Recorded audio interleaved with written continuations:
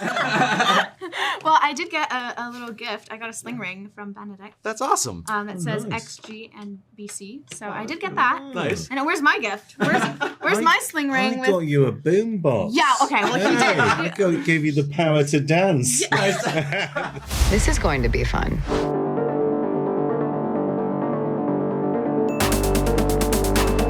You have a reputation of lovingly putting actors through the ringer when you are on set. Was that the case is this movie part of that tradition? Not so much this time. This was more about honoring the Marvel storylines and Marvel characters and trying to figure out where we had to bring these characters and stories forward. It was less about punishing the actors, which I also enjoy. Sure. Things just got out of hand. First start by playing a bit of catch up with Wong. There's a question that I've actually had for a couple months now, which is, what is the origin of his relationship with Abomination? Oh, yeah. Whoa. Well, Whoa. straight in with the spoiler. I know. I don't know. We've yet to find out, isn't Yeah. it? You know, Wong's quite a mysterious character. You know, he certainly disappeared for 5 years, you know, and that void needs to be filled with many storylines. Hint, hint, Disney Plus, see you there. But it's been a wonderful character progression with someone that started off no-nonsense librarian and is now the no-nonsense sorcerer supreme. Sure. So we'll see. Perhaps he was training Yeah. to pick up the mantle and, pick up the gauntlet. And here we are. Good training foe Yeah. to go up against. And to talk about America Chavez, I mean, when we meet her in this movie, we're right in it. Like, it immediately just jumps right in. Boom. How much do you know just about her origins and her full origin story, and what did you discuss with Sam Raimi? Well, what I really like about America in the MCU is that she is 14, which is younger than any of the comic books. It was lots of figuring out what part should we bring in from the comics and that kind of stuff. But of course, keeping in mind that she is younger. So basically making the characteristics of her, her confidence in her powers and stuff, but making it, less experienced. And so we kind of get to create this new introduction, and I'm really excited for people to see, this new version of her. I am utterly fascinated just by the concept of the multiverse. Whenever I watch a movie, I feel like I'm literally looking into a window into another alternate reality. But one thing that's kind of complicated about it is the concept of infinity. And just as far as storytelling goes, how do you wrap your mind around that concept? Well, I didn't have to wrap my mind around that aspect of the multiverse. I agree that that is one of the concepts of it. I focused primarily on who our main characters that we care about were going to meet in this alternate universe.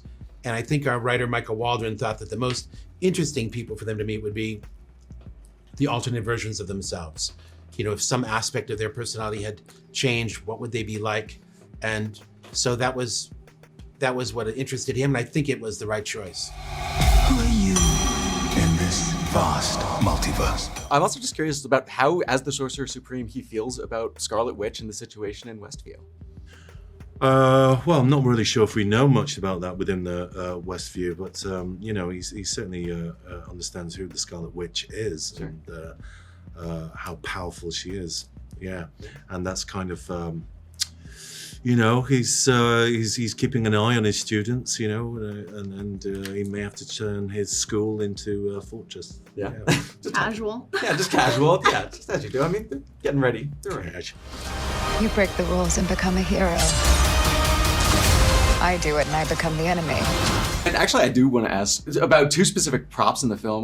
The first is the Eye of Agamotto. I notice he is still wearing, despite the fact that he doesn't have the time stone. Is there a reason for that specifically? The Eye of Agamotto still has magical properties even without the time stone, as any true fan of Doctor Strange would know. So it still reveals to him things that are unseen. Look out! And the other one is, and this is kind of fun, but do you see a relationship between the Necronomicon and the Darkhold? Yes, I do. Yeah? There's always those evil books in these stories, and that's just another bad one of those. And did either of you get to keep anything from set? Well, I did get a little gift. I got a sling ring from Benedict. That's awesome. That says nice. XG and BC. So I did get that. Nice. And where's my gift? Where's my sling ring? I got you a boombox. Yeah. Okay. Well, Hey. he did get me. Gave you the power to dance. He did. I have it in my You room got here. it, yes. I you play go. music with that speaker every day. What else? That was it. Have you gotten to keep anything? A couple of items. Yeah. Oh. Yeah. Couple of.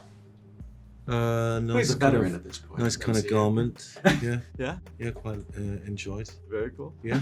You cannot control everything, Strange. You've just used so many different genres, from like thrillers to sports movies, for westerns. Is there a genre that you haven't explored that you'd love the opportunity to dive into? Oh, yes, there's many genres I haven't made, and I'd love to try my hand at other genres. It's a great learning experience because each one has its own history and rules and expectations that you can live within or defy.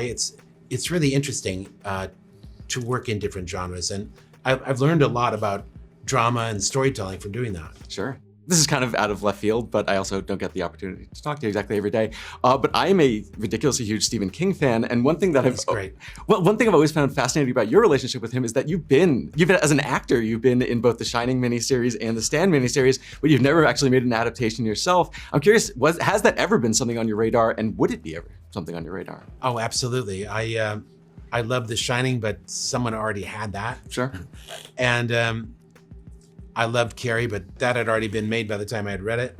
And then his Night Shift collection is so brilliant. So many of those stories would have made great movies. Bob Reiner made a great one that I wanted to make too. So there's been plenty of great King stories that I wish I could get involved with. Maybe in the future we can work together. The last question I'll ask is just about working with Bruce Campbell again, because I mean, it's been a minute since you've made a movie, and just the idea of you two have been together from the start. What was it just like being on the set of this film, working with him again? I can't swear to you that Bruce is in the movie. Okay. But we're working together on Evil Dead Rise right now. We're producing this movie together. And it's the newest incarnation of the Evil Dead series, and it's really coming along well. Yeah. That's fantastic. Well, unfortunately, that is my time, but it was really wonderful Thank you. getting to talk with you. And Thanks yes, for a I feel lovely like- afternoon.